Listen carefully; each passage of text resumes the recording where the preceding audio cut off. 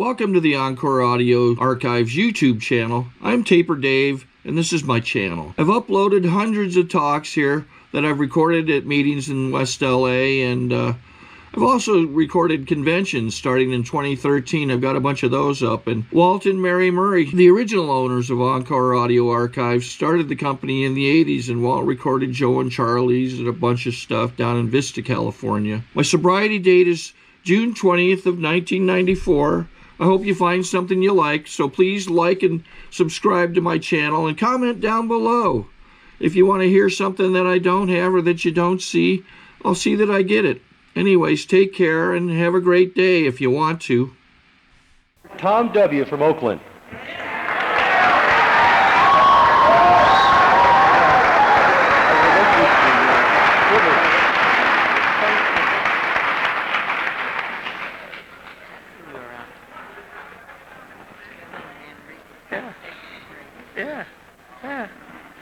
My name is Tom, and I am an alcoholic and a druggie. Okay.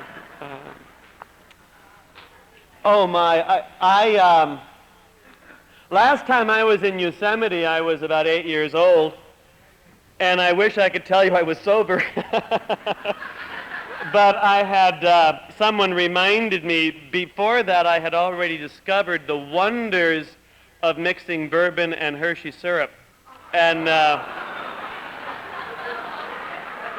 I don't think I had any of it when I was in the park at the time, but I was surely looking forward to the next time, I know that. And I don't remember anything about Yosemite other than playing on the river. You know, I mean, the fact there were cliffs and the Ahwahnee Hotel and people, I have no recollection. I think I had a little case of self-obsession. So it was a clear case of alcoholism waiting for alcohol, and that did happen. So when I came in Friday, I came in right around sunset, and I didn't know anything. I didn't know where anything was. I didn't know where the motel was. I didn't know what to do. So my first response is feeling real inadequate, and that I was wrong, and I didn't bring anybody with me, and I should have brought, because you should bring friends to share this thing, so I felt guilty about being here. It was real wonderful. And then what saved me from sitting back in my room rocking back and forth, which is one of my favorite things when guilty, is some people on the program connected with me when I was checking in, and I had a sober dinner with them, and it was just wonderful, and I began connecting. But it takes me a little time to connect, and by last night it was a lot better, and I was able to be with people. I think I just get skittish or something. I don't know. I was on the program for a little while before I heard some people memorize the book, which has always baffled me because it's written down. You know, you can bring it with you. You know, you don't have to memorize it. You know, if we only had 1 or 2 copies per 10,000 people, I could understand memorizing it. But anyway, and they throw out this AA shorthand. Well, as the promises talk about, as the promises, and everyone nods their heads, yes, the promises. Well, I'd been sober for 6 months or a year and a half, somewhere in there, and I started hearing this business about the promises. And I, of course, didn't ask about it. I wait for someone else to ask, because if I ask, you'll know I don't know, see, and so I don't want to do that. And someone, after about the 19th or 300th time the promises were mentioned, someone said, "What page are these on?" A newcomer, a desperate newcomer. "What page are these on?" And that's why I like going to meetings with newcomers, because they ask the questions I'm afraid to. And someone who'd been sober for 1,000,000 years said, "Pages 83 and 84, 3rd edition." So I went home and opened pages 83 and 84, and here is what I found. The promises fit in after working through the steps up to making amends. And when you're in the process of making amends, they say, if we are painstaking about this phase of our development, the making amends, we will be amazed before we're halfway through. I think that's the first promise. When I came into Alcoholics Anonymous, it had been a while since I had been amazed by anything.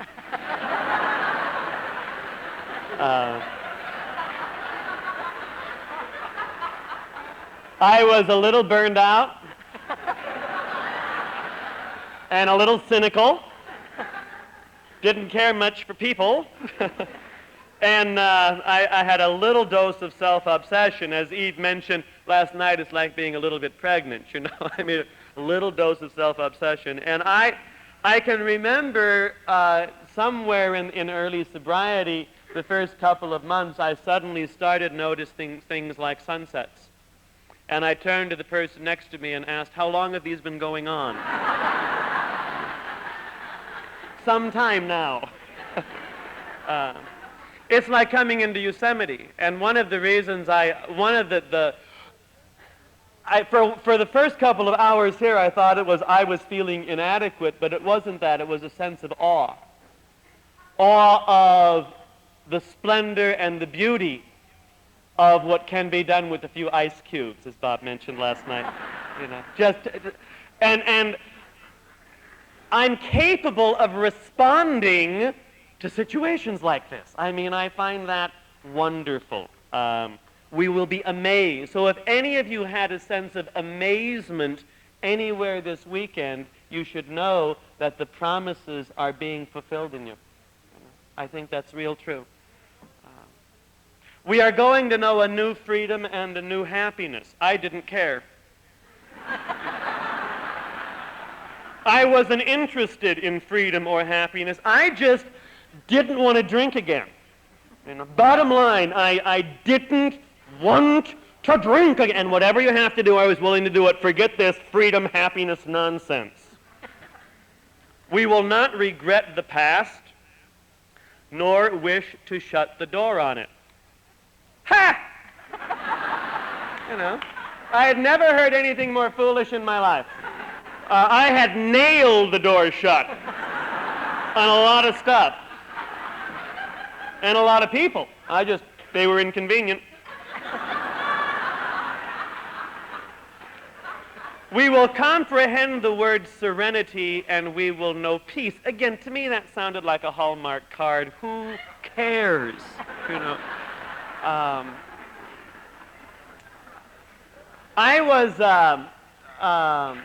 It's fun, you know, that serenity, peace. See, when I came into the program, all I wanted was not to ever have to drink again. Bottom line. I can remember I was taking a class. I got sober when I was 29 years old.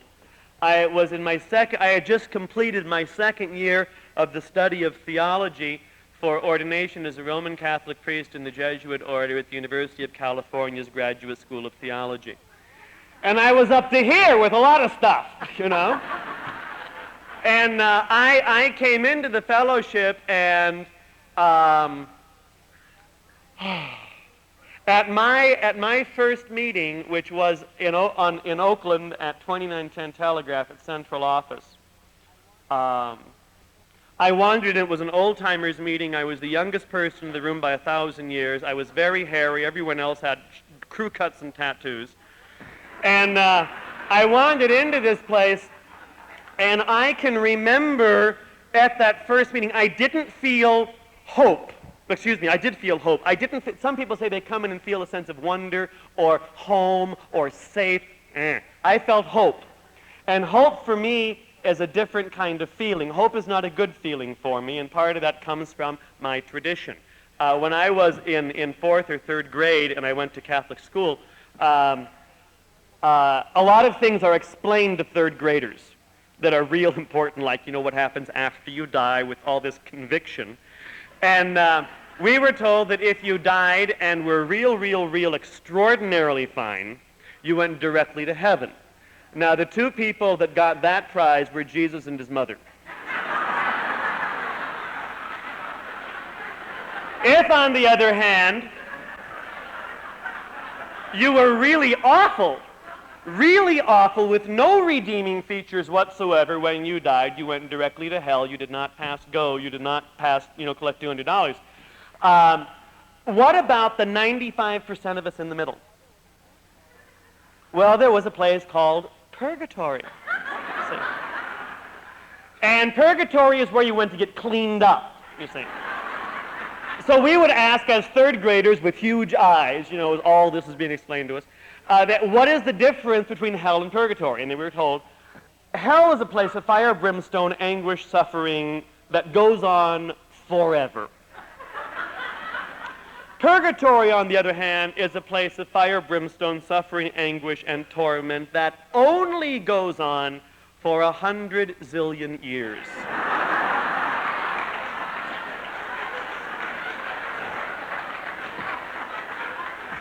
Therefore, it was explained to us, purgatory was a place of hope. Now, so at my first meeting of Alcoholics Anonymous, when I say I felt hope,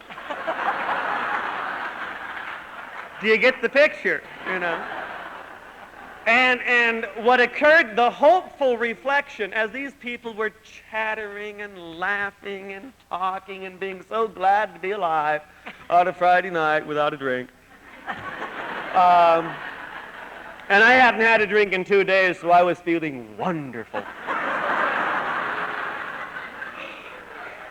What occurred to me was this. It said, Tom, if you go to these meetings forever and never have another drink or joint or pill for as long as you live, and you're going to live to be real old.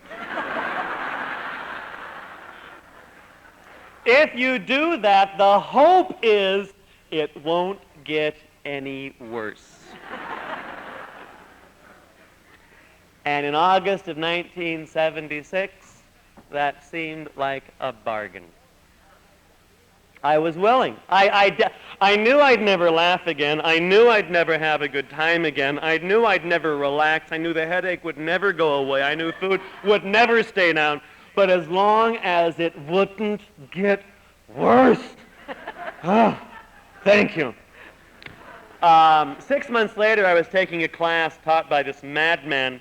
And it was a seminar, and it was on the theology of hope. And when you read about the theology of hope, you have to read a lot of German theologians, and a lot of German theologians are very angry about losing the Second World War. This is a real theme for them if you want to key into their problem.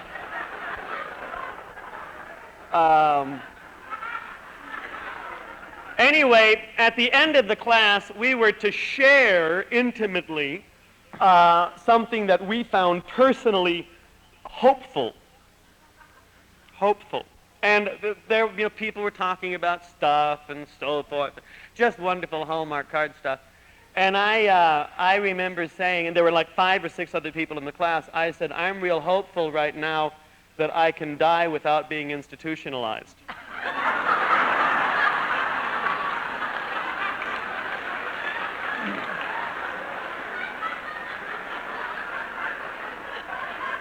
And they all looked horrified.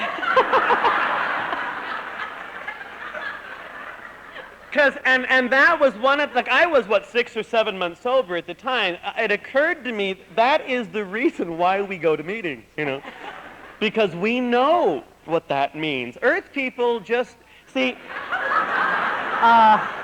they don't know what it really means, the wonder and the glory that's really involved in getting through any 24-hour period without having to drink or use or pee on yourself.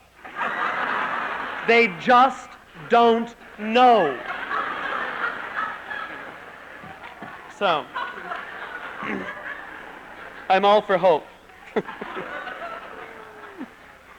The promises go on.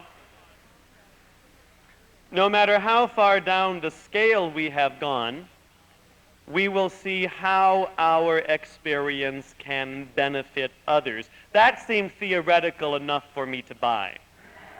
Also it was not threatening, how my experience can benefit you, little brown brother.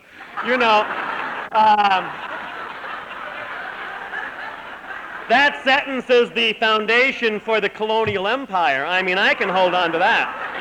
Feeling very superior in helping you, absolutely, I love that. God forbid I should just be a drunk, It then says that feeling of uselessness and self-pity will disappear. I was horrified. Absolutely horrified. See, useless and self-pity is what I did best. And when they told me it was going to be taken away, my best friend after bourbon, I was simply horrified. I just prayed it wouldn't happen to me. And I'd like to say, in behalf of feeling useless and having self-pity, that it is a wonderful way to spend a weekend. It really is, when no one calls. Of course, you haven't called them. Anyway, they come back to visit now. They used to be permanent residents. Now they just come back to visit. We will lose interest in selfish things and gain interest in our fellows. Self-seeking will slip away. I felt guilty with that. Because, see, I'd been in the seminary forever, and that should have already happened. And I knew I was a bad person because I didn't care about them at all. I just didn't want to drink again. That was that simple. Our whole attitude and outlook upon life will change. Scared me. Again, I just prayed this. I had fought for my attitudes. They were hard-won attitudes. And I still regularly, and I'm over 9 years sober, I still regularly mix up having principles and holding on to resentments. I still mix that one up.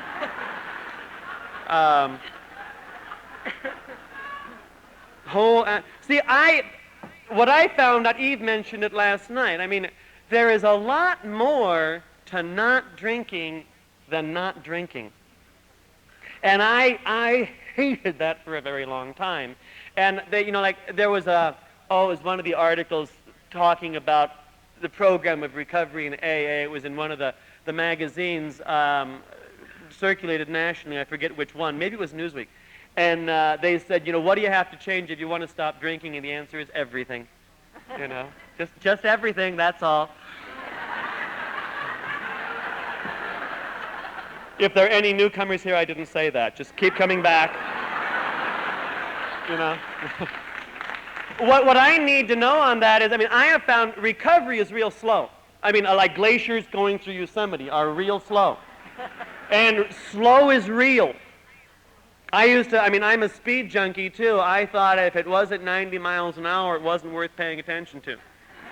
And slow is real, and real takes time, and we are going to be alive for a very long time, and bit by bit things change, and the changes are permanent.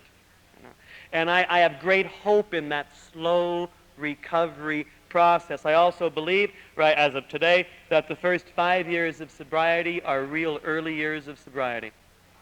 And maybe in a couple of years I'm going to conclude that the first 10 years of sobriety are real early years of sobriety, but it's true.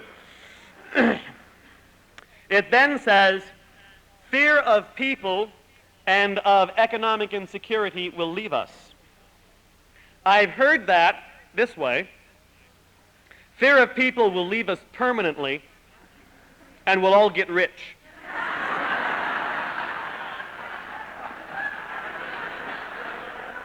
And that's not what the promise is. It says fear of people will leave us. Now it also returns, but I found it goes away again. I was at one of my strongest times of real fear and inadequacy was this past spring. I went to the Denver Young People's Roundup Conference, and I went in Friday night and just got catatonic. Because I knew I'd know no one there. there were all these alcoholics from places like, Denver. Amazing. I didn't know these people, and I had, and the fear hit real strong. And I've learned what to do about that. First of all, I respect fear tremendously, and some fears are real healthy to have.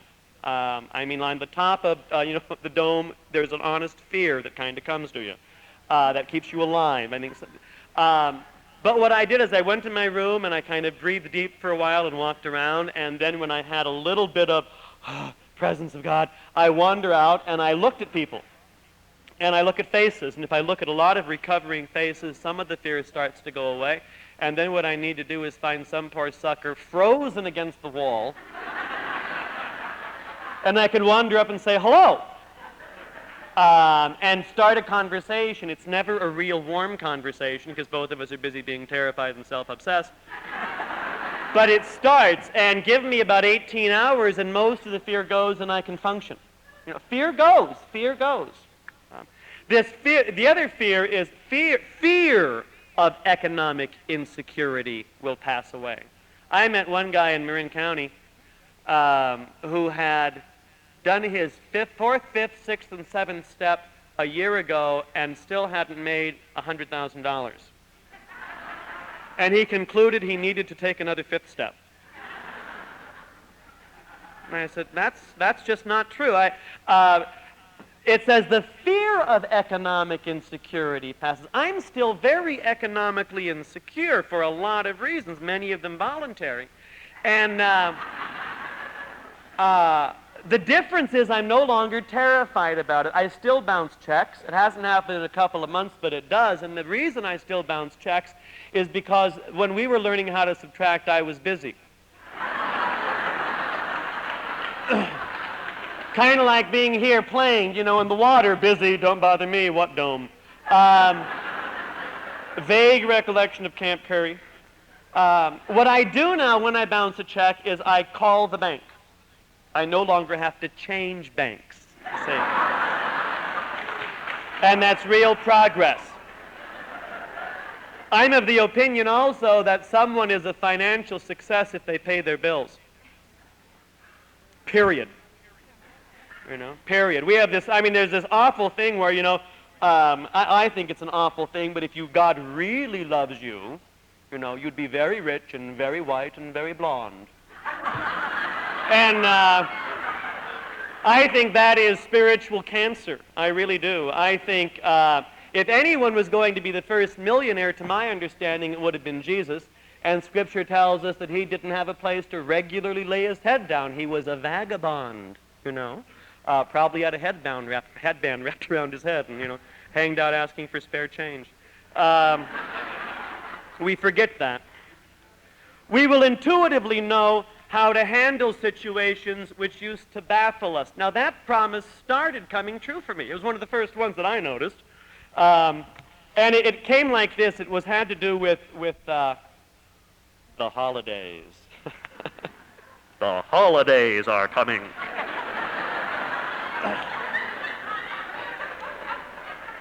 Gads. I remember I got through my first, Thanksgiving was not a real traumatic experience because I didn't go to my family. But Christmas and all those things are just so awful. And we got through my first one sober, and I was around 3 or 4 or 5 months sober. Got through the first holiday, and somewhere around March, I was just finally realizing that I made it alive. And someone explained that it was going to come back next year at the same time. And I was horrified, just horrified. So intuitively knowing how to handle situations that used to baffle you. The first intuitive solution I had to real complicated situations like family gatherings was, when it gets uncomfortable, you can leave. I never knew that. I never knew. In fact, if any gathering gets uncomfortable, you can leave. I thought I always had to stay because I never knew what would happen next. Maybe someone wonderful would show up, you see. Maybe something embarrassing would happen. So you always wanted to stay until, the very end, until there I was drunk. To find out you could leave. I found out in terms of just holidays in general that the great salvation for me has been that I only have to participate to the degree that I am comfortable. And when I'm no longer comfortable, I don't have to participate. I went for several years without any celebration whatsoever of Christmas, outside of liturgical, which I did in a church and wished everyone a Merry Christmas and went home and watched TV. I was just very spooked by it. One of the worst Christmases I had, I had to show up because family was there and so forth. My family is Irish Catholic on one side and Swedish Lutheran on the other. We get everyone together and smile. Real tense. Little alcoholism in the family. We never talked about it. For us, having alcoholism in the family was like having a rhinoceros in the living room. Everybody knew it was there. It's hard to miss. But it's also true that if you suddenly said, "Oh my God, look at that rhino," you're the one that had to take it out.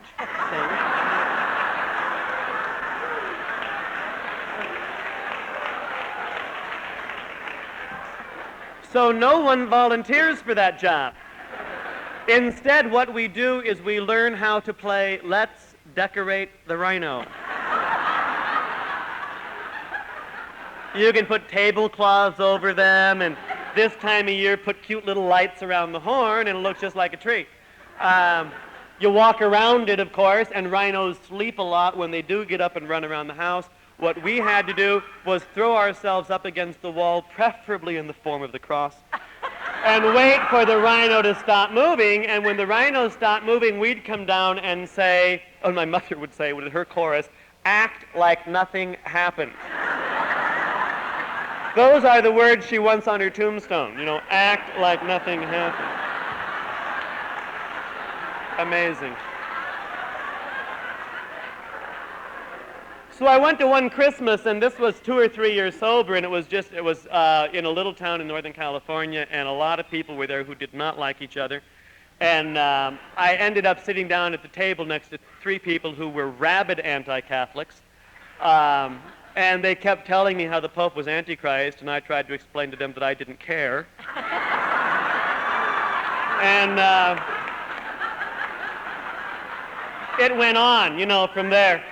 They had the TV turned on and the stereo all the time, constant noise in the house. You have to have noise to distract from everything going on. Kids screaming. Someone who usually drinks was not drinking, so they were a lot of fun. Anyway, I left there, and I turned to my parents, who were very, they're very nice people, but they get overwhelmed by life. And I turned to them and I said, "I'm going to a meeting," and they knew what kind of a meeting that I was going to. And I went to this little town in Northern California, and there were 3 other people there. One was a woman who was from somewhere in the exact same situation I was, visiting family. Eyes that wide, "Oh, you're home for the holidays." "How'd you tell?" "Your knuckles, dear."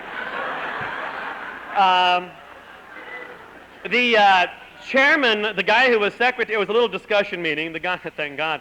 The guy who was secretarying the meeting was about 300 years old and was a member of the National Rifle Association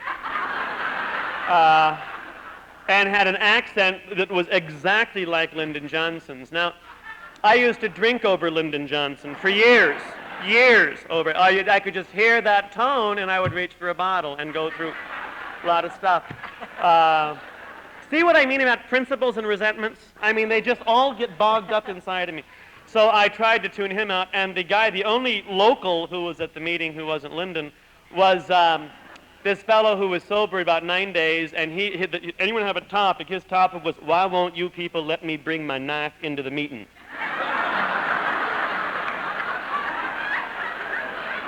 Merry Christmas, God.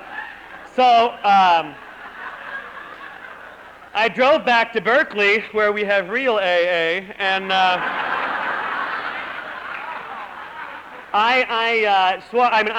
the realization that I had was I never have to do that again. Never have to do that again. As I tell folks, over 120 years ago, President Lincoln freed the slaves, passed the word. Most of us missed that information somewhere.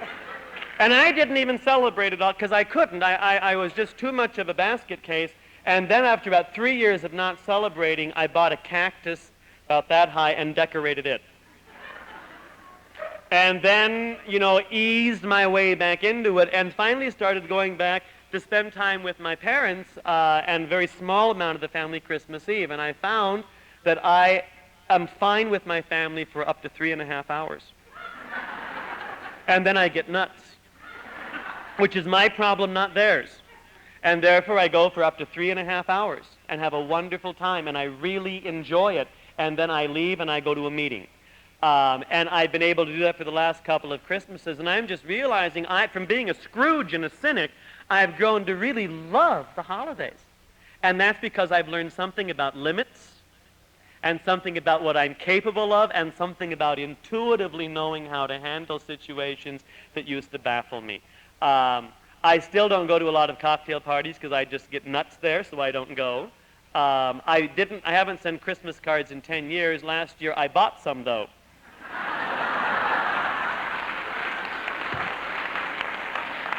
And if you find that it's just too awful to do the holidays this year, relax. Next year they'll be back. Try it again, The other thing that intuitively occurred to me, and I was almost a year sober, and an Episcopal seminarian explained this one to me.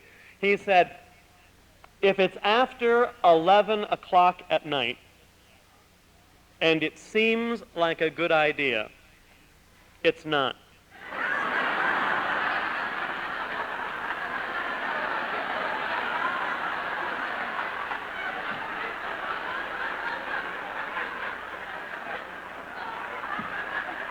If it helps, use it.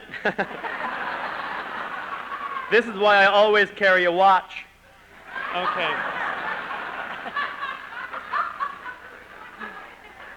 The last promise is we will suddenly realize that God is doing for us what we could not do for ourselves. And that's the first promise that came true for me. See, God's a funny story, I think. My problem, and I think most of us have problems with God. I mean, any significant relationship has problems. And I had a lot of difficulty for a while as I was getting used to me, about getting familiar with me, finding out who's home, I discovered that I had real strong pro and con feelings about my family. And I had real strong pro and con feelings about my denomination. And I had real strong pro and con feelings about my country. And that confused me because I thought that well put together people always felt one thing towards anything, I mean, I watched Leave It to Beaver too often. And I find out now what mixed emotions means for me. It's not good or bad. It means simply that I have a significant relationship. That's what it means. And these are relationships that I will be dealing with for my whole life, so I have to take them very seriously. And I have that kind of a relationship with God. Sometimes God I find thrilling, and sometimes we're just not on speaking terms. And I find that real wonderful. Teresa of Avila, who is no slouch, in terms of prayer, she's a 16th century mystic. She regularly used to have little conversations with God.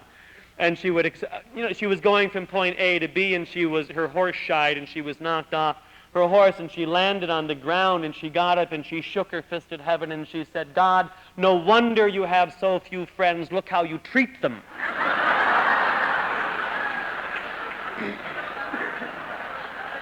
I think if I'm having a bad day, I've got to let God know about it, rather than, I can't get mad at God. You bet I can. It happens that's how I know it's significant. Anyway, this guy, I've always believed in God. I didn't talk to God for a couple of years because God did not meet my high expectations. But we've always believed, but somehow I picked up, and maybe it's watching too many movies or something, but this very John Wayne kind of spirituality, where spiritual people are strong people, and that the American male ideal is to be completely independent, leave me alone. You see, out there on the prairie with my gun and my horse and my pack of Marlboros. I'm fine. That hits a real deep chord in me, and I have to really be careful of it. I used to think that a mature man would have this kind of a relationship with God, me to God as Washington is to Moscow. See? Each one knows the other's there, but let's not get involved, When I'm in real need, I'll sign a treaty. Okay, I'll do anything to get me out of this. But, let's not get dependent, because that's un-American. Well, I found out my whole attitude towards God had to change very, very much. I always believed in God. I never knew what to do with God. What I tried to do for years was figure God out. I tried figuring God out in English, and in Greek, and in Latin, and in German, and in Spanish, and in Swedish, and I still stayed drunk, Very discouraging, very discouraging. And when I came to the program, people explained to me, God, prayer, God, and I froze because it didn't work for me, I could pray and believe all I wanted and not get sober. And therefore, I'm very grateful for the second step of the program, which says we came to believe that a power greater than ourselves could restore us to sanity. And I didn't go looking for God. Instead, I put everything I knew about God on a back burner, and I went out looking for a power greater than myself. And I found one. Took me very quickly, as a matter of fact. It was a meeting of Alcoholics Anonymous that took place on Wednesday night in Berkeley, and it was called the Wild Bunch. Also called the Open Ward by those of us in the know. And it was a meeting where everybody was present. We had real old people and we had real young people. We had university professors and we had people who never graduated from high school. We had black people and white people and brown people. We had Catholics and ex-Catholics and Jews and Protestants and Marxists and ex-Marxists. It was an incredible combination of people. We had women and men and gay and straight. One meeting we counted up 15 different sexual persuasions in the room at one time. It was wonderful. It really was, And that was not a big night. What was clear was that there was a representative of every facet of the human race in that room, and if everybody could be there, so could I. If everybody could be there, so could I. I'd walk into the room and I'd feel the love and the acceptance. And that's what I needed in a higher power. And so for the next almost a year and a half, 2 years, I used that meeting as my higher power. When life got awful, I knew all I had to do was get to that meeting on Wednesday night, and it would get better. I went to a lot of other meetings, but that was the one that healed me. And I was in that room, and I put in that room the place where I had what we call spiritual awakenings. And I always thought, when I was growing up, I'd go into churches of my denomination, and a number of them had statues and stuff, and I'd sit in the back waiting for an answer, meaning, clarity. I want an answer that I can tell people and be superior. So I would I'd look at one of the statues and say things like, if there really is a God, wave back. And sometimes they would, Then I'd say, do it again. I'm no pushover. But in that room is what I would call the spiritual awakenings, and I had several in my first year of early sobriety. The first one is I looked around the room. I was 6 or 7 or 8 months sober. I looked around the room one night and noticed that I was not the only person in the room. Might not seem like a biggie to you, but that was real powerful for me because I've always been alone and isolated. And my arrogance was the arrogance of I'm no good. And I always really believed and felt that if you knew who I was, you'd ask me to leave. Always believed that. And I came to the clarity was like this. I looked around the room and I said, every woman and man in this room has a right to be here. I am a man in this room. I have a right to be here too. And it was like liberation. It was liberation. I was stunned by that, and I had a feeling of belonging for the first time. That was around 6 or 7 months sober. After that, a little while later, my next spiritual awakening, I suddenly realized that not only had I not had a drink or a joint or a pill in almost 9 months, but it had been a long time since I had a desire for a drink or a joint or a pill, and I didn't do it. That was the spiritual insight. I didn't do it, and I therefore concluded, my God, there must be a higher power in my life. Not something I can figure out in 5 languages, thank you, but an actual experience of God. This is why I'm thrilled. I'm very happy that when the second step was written, it said we came to believe. It doesn't say we came to feel, because I didn't feel God's presence for a long time. But I came to believe that there's a power greater than myself that can restore me to sanity. And sanity, you know. I hated the word. I thought sanity meant dull. Sanity meant watching Lawrence Welk a lot. Sanity meant living a tight little life with no loose ends. You know, sanity meant having it all clear. You know? And I just hated that point. I went into therapy when I was 3 months sober, and by the way, the book says we can. I'd like to point that out. You don't believe me, but on page 133, it says, God has abundantly supplied this world with fine doctors, psychologists, and practitioners of various kinds. Do not hesitate to take your health problems to such persons. I had them, and I went. And the thing, I mean, emotionally, I was a basket case. Before I discovered alcohol, one of the ways I learned to survive was shutting down. And my family did use those 3 hallowed principles of don't talk, don't trust, and don't feel that we talk about a lot sometimes in ACA meetings. We also had the 4th one, smile. So we did that a lot. And I still find whenever I'm under attack, I'll smile, because that's what I learned at home. You know, they'll keep away if they think you're harmless.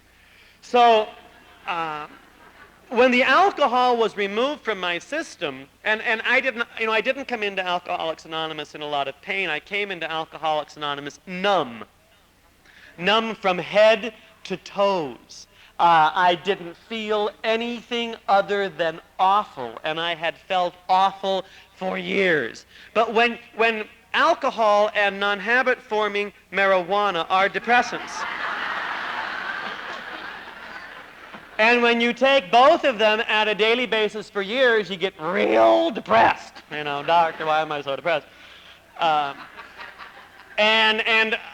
When they're out of the system, you start waking up again. I was hospitalized. Can you imagine? Me, you know.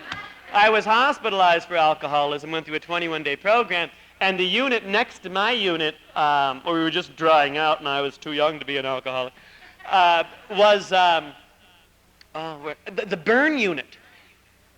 And the burn unit in a hospital is the most serious unit in a hospital. I mean, I'm of that opinion. I think there is no more severe harm that can happen to the body than a real bad burn. And if you've been burned real bad, like all over your body, you don't feel pain. You really don't. You leak a lot. You can get infected real fast and you can die pronto, but you don't feel a lot of pain, and that's because all your nerve endings have been burned off.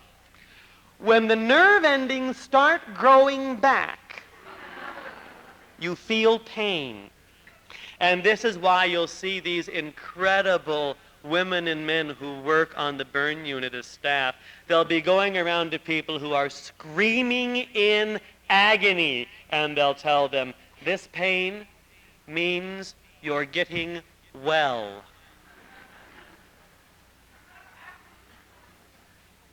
This too shall pass. Stick with this. It's just awful right now. See, I needed to know that because after I was about 3 months sober and the numbness wore off, I started feeling, and I didn't feel good. You know? I felt awful. I felt rage. I felt much more rage than fear. Fear would be the breaker, would come in just to give rage a rest. But basically just rage, and I didn't belong. I couldn't make sense. You're right, I couldn't make sense. What do I want to be when does anything? I can't stand. I hate all these emotions. Help me try to read my emotions because I did not know how to do it. And I talked to a very wise man named Leonard, and I would see Leonard twice a week at 8 o'clock in the morning. And on one occasion, after I figured maybe I should try to trust this man, I said, Leonard, do you think I'm normal? And he looked at me with wise Jewish eyes and said, normal is 98.6.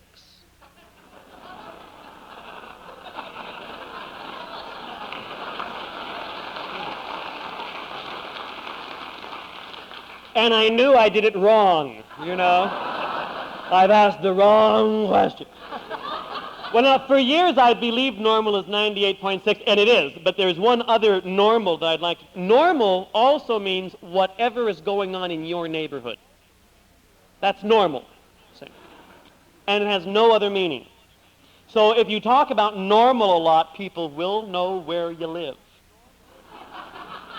In my neighborhood, one of my obsessions are things political. In my neighborhood in November of 1984, we went 84% Mondale Ferraro. Can you imagine? Can you imagine? We thought that was normal. And then we read the papers the next day and found out that in the rest of the United States, from sea to shining sea, there was a disagreement. I was horrified, Do you know anyone who voted for them? No. How'd they win? We didn't know. Because that was normal, So what I have as normal in my life, other people would have arrested. So let's just realize that. And AA reflects the neighborhoods, and that's, so when you travel around, like envy Eve traveling, you find out people really do, it's the same 12 steps, but we do things differently. I went to a friend of mine was ordained a priest in Chihuahua, Mexico, and I went down to go attend his ordination a couple of years ago. And Chihuahua is backwater Mexico, and this was the backwater of the backwater, a couple of 100 yards off the paved road. And the people got together and built their own thing out of concrete and made their own electricity, very politically correct. And anyway, the colonia was there, and they had a little AA clubhouse that was a room, just a basic room, hard earth floor and concrete walls, and they had pictures of Guillermo W. and El Dr. Bob on the wall. And I was the resident Yankee, the traveler from El Norte, and I was the tallest person in the room. And I sat down, and they were tired of each other's stories, so they were going to play 20 questions. What's AA like in the North? And so using the Berkeley experience, I spoke on behalf of all of you. I want you to know that. How we do it in the North. And I went on, and they would ask questions. And my Spanish is not very good, and so my friend Bill would translate. And we went off to and I was feeling like, I felt like the New York Central Office. It was wonderful. About 20 minutes into my shtick, there was this old dog there. And in real slow Spanish, using small words so I could understand, he said, do you folks use the same 12 steps? And I looked over at the wall. They had Los Doce Pasos, and it took me about a minute to read them in Spanish. And I was going, and I turned and I said, yeah, we do have the same 12 steps. And he said, then you'll probably stay sober.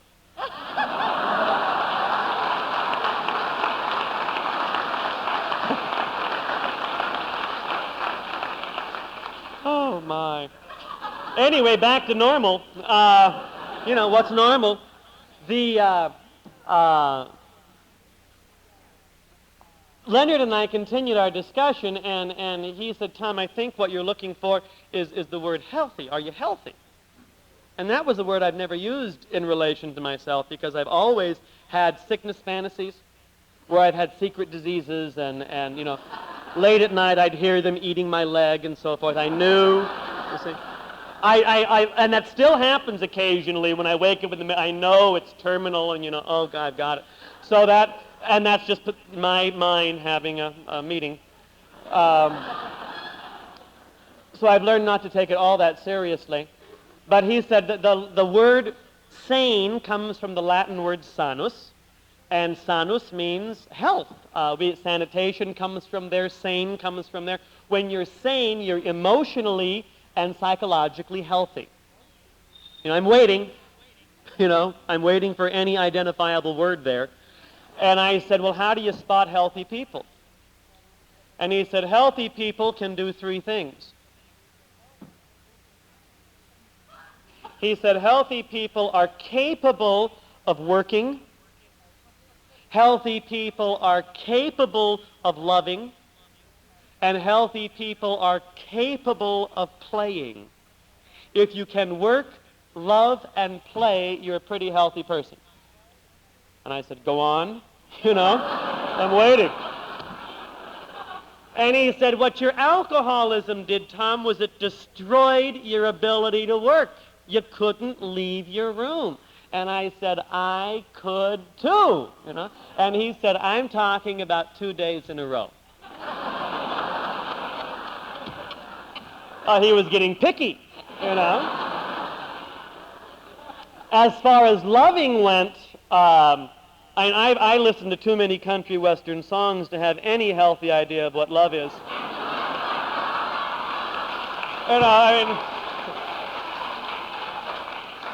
The one that I love, there are several. I should write down the words as they go, but there's one that the real pain of love.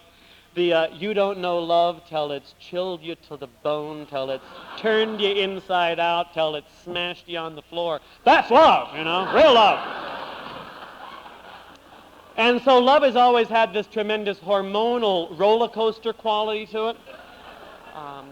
I was attending a conference in San Diego, and this guy was explaining what he called the addiction there. And he said, it goes like this. We get sober, and we have short-term gain, followed by long-term pain, followed by disillusionment. I'll never do that again. Call your sponsor. If you ever see me even talking to anyone who looks like him or her, slap me. I'll never do it again. Never. But then it's Saturday night, and you aren't at a meeting, and you're restless, and the moon's full, and you're pacing back and forth. And so you decide you're going to go out and get some short-term gain, followed by long-term pain, followed by disillusionment, followed by agitation. I'm convinced that when you meet someone who's been married 13 times, that's the pattern, you see. And it's the same thing we can do with people. I've done that with people as I did with alcohol. Short-term gain, couple of quick drinks. Long-term pain, can't get off the stuff. Disillusionment, I'll never drink another drink. And then by dinner time tonight, agitated, I think I'll have another one. It's the same cycle. And so to break the cycle, the switch is to agree to some short-term pain, followed by long-term gain. Like, what does that mean? Friend of mine, pictures, I want pictures.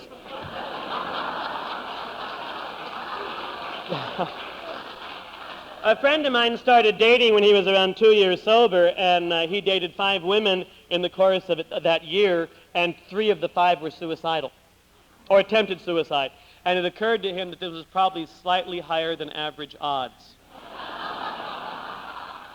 And maybe he was attracted to suicidal women. Maybe that was the problem, you know.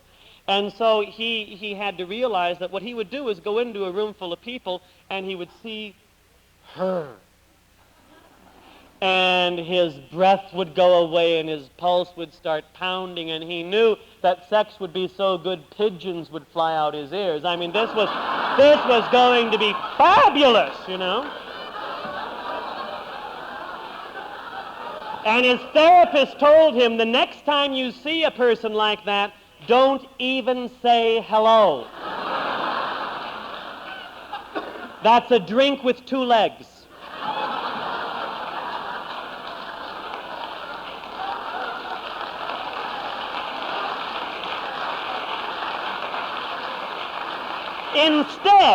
Instead, look around the room for someone who to you seems a little dull. Wander up to him or her and say, hello, have a conversation, ask him or her out. Ask him out 10 times, the only object being conversation. Get to know each other. His response was, you're ruining my social life. Right? But what it was that's the short-term pain. So you can have the long-term gain. It's like going through the food line, you know, last night. And you see there's, you know, all the eclairs and all of the chocolate cake and an apple.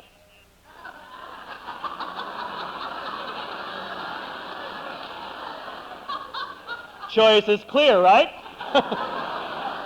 Yeah. Or why so many of us have such difficulty stopping smoking. We can't stand the short-term pain. We prefer emphysema. It's incredible. It's incredible. So, thought I'd mention that.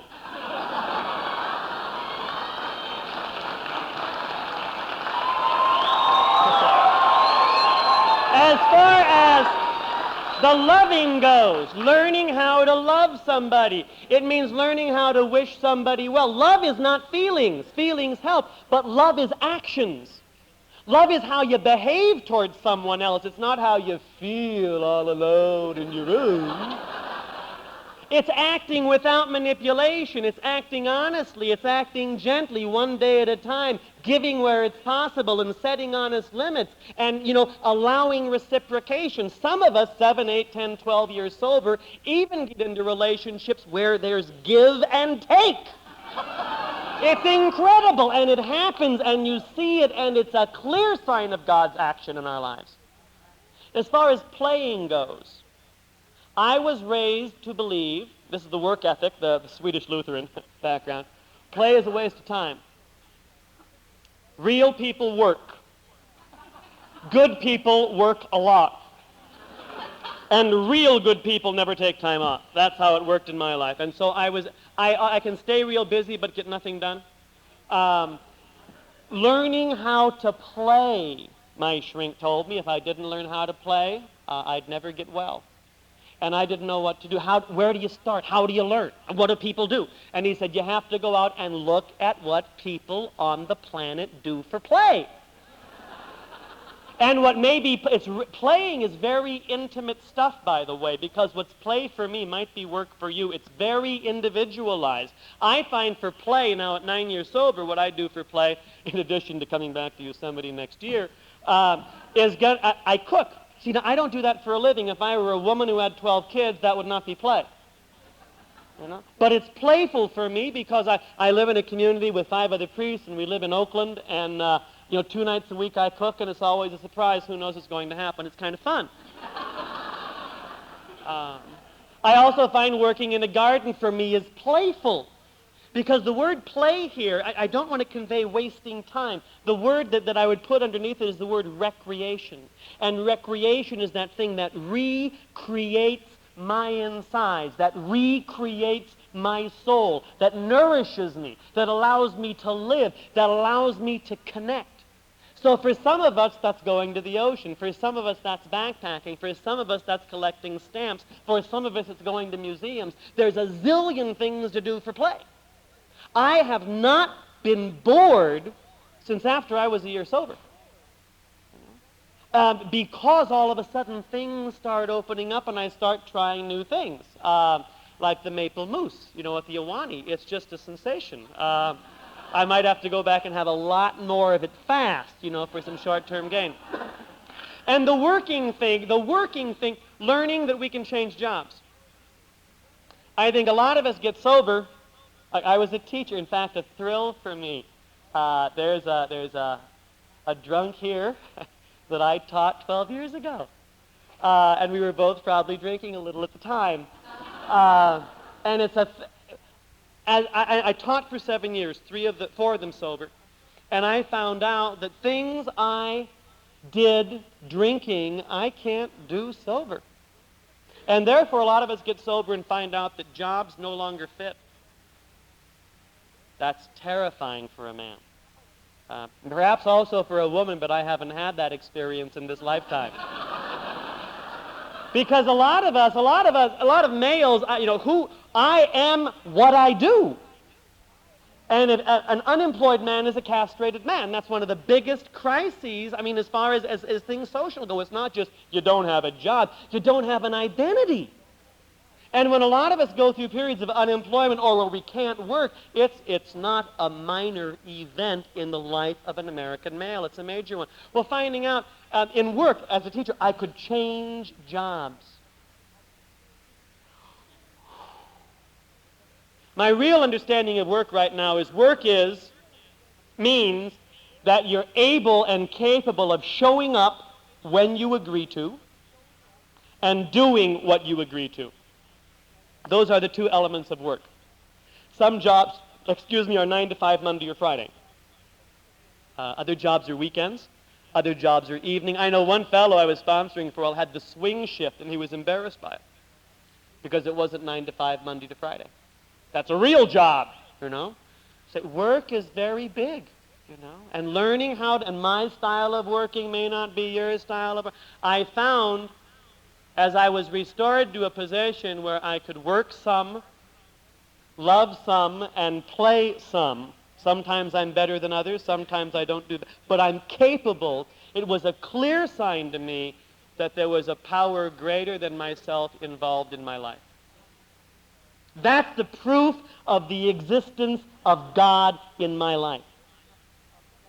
In fact, I don't see it in me as much as I see it in you. I'm amazed and filled with wonder when I see addicts and alcoholics who come in like zombies, the living dead, and in a short period of time get restored to a place where they begin to eat regularly and food stays down, where they start showing up for work, where they start looking at people in the eye, and where they can touch one another without fear of breaking. I think that's tremendous liberation. And for me, that's what's clear about the power and the love of God in our lives. Last story. A few years ago, Leonard and I, who my therapist for my first 9 months, my shrink, after I left his couch, I became friends with him. And we are still pretty good friends, and we do stuff together. And a few years ago, Leonard is of the Jewish faith, and Leonard was taking a series of courses at his synagogue taught by an Orthodox rabbi.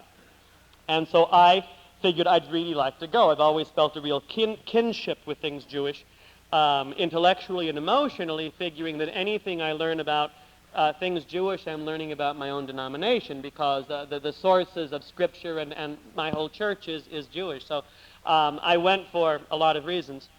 And the course was in Jewish theology, and it was being taught by the Orthodox rabbi of Berkeley. Now, this was not a raving liberal, I assure you. This,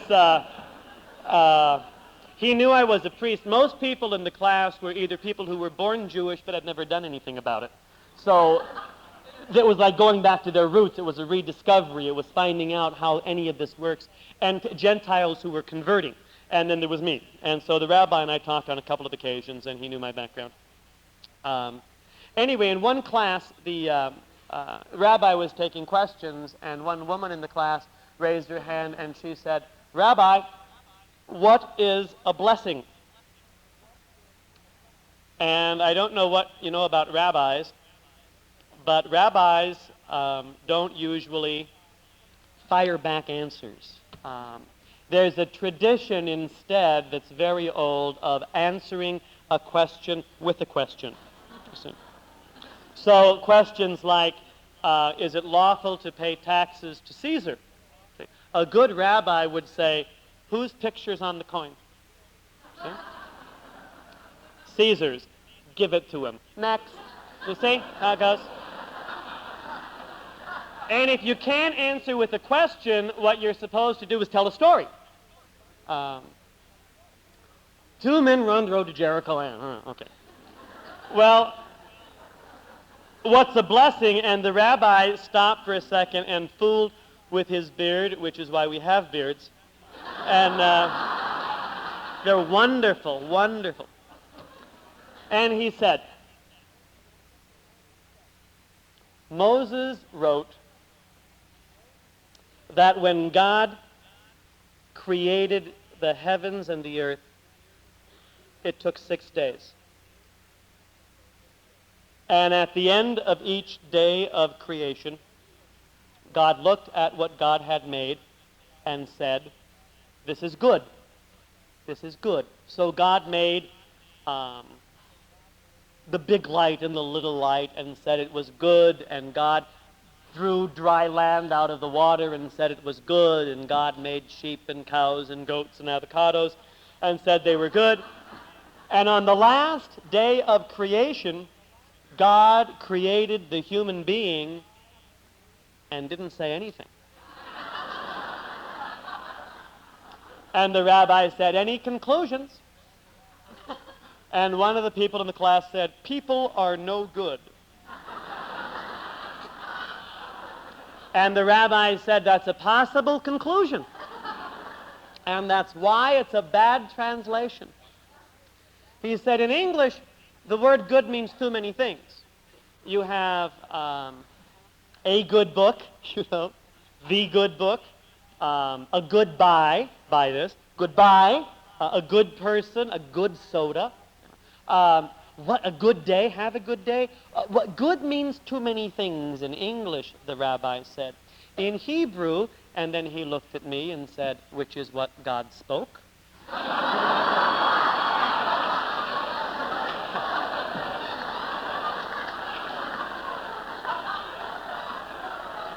He said, in Hebrew, God said, it is tov, T-O-V, as in Victor, tov. And what does tov mean? The rabbi said, tov means something is complete. Tov means something is whole. Tov means something is entire. Tov means something is the way it is and it just can't be any different. Cows are created tov. The earth is created tov. Artichokes are tov. The moon is tov. But people, he said, people are created incomplete. People are created with a lot of empty spaces.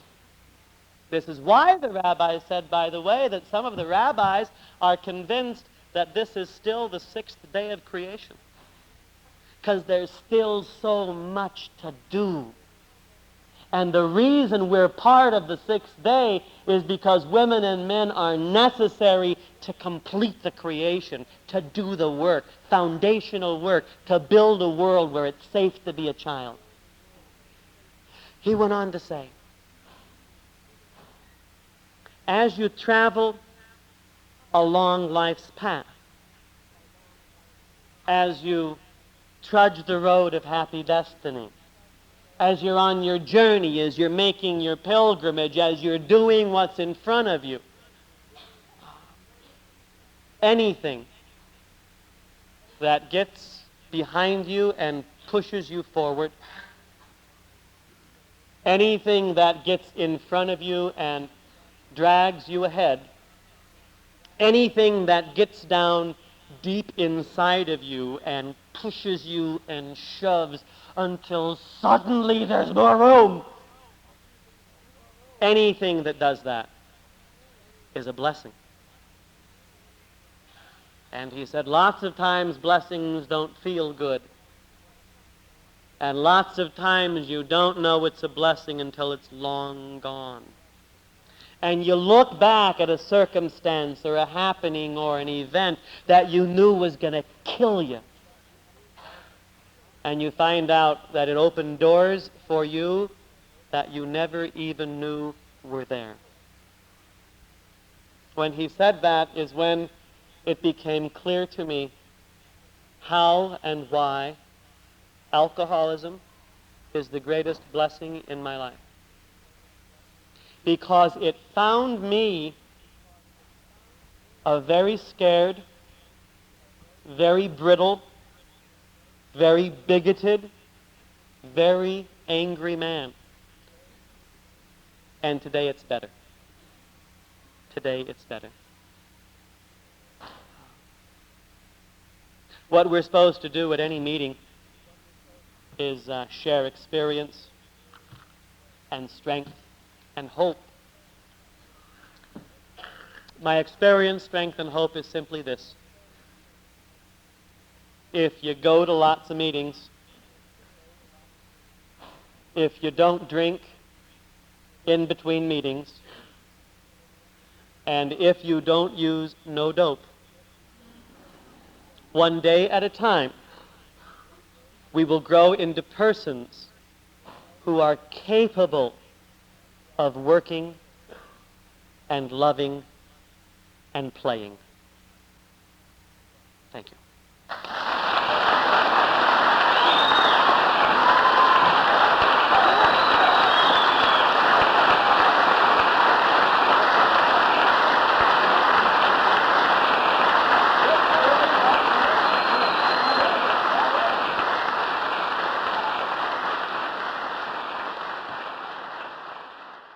Sorry to interrupt your viewing. Taper Dave here. Just wanted to take a second to ask you to like and subscribe to my channel. Let me know if you like what you're listening. I've got some very good talks here, and this one's a great one. Just curious, do you think this is better than Zoom? Tell me what you think. Okay, this is how I prepare my drone for launching. I like to do it inside the cab of my truck so I'm not standing outside in the weather. To install the joysticks for control, up and down, right and left, powered on. I have an Android phone that I use to connect it to the drone with. And it's actually controlled through the iPhone, through an app. Oops, wrong way. It's actually controlled through the iPhone, or through this Android phone, through the app. It's actually controlled through the Android phone, through an app, and you connect it through this short connection right here.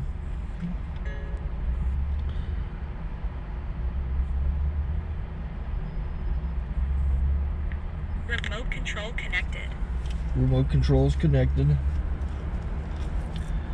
So I pull out the drone. I have to extend the legs. Long legs extended first, then the short legs. Remove the gimbal protector. Set that aside, then power it on one short burst, then one long burst. I lay it down. So I have to go to calibrate. So the drone's not connected yet. It shows you here as this drone gets disconnected, even though the remote's powered on. So the drone has to establish it's connected. So I go into the app to calibration mode. First I'll calibrate the remote controller start calibration, out, in, oop, out, in, up, down, and then this little wheel is to control the gimbal. So it's calibrated. Go to gimbal calibration, start calibration, and then it calibrates the gimbal.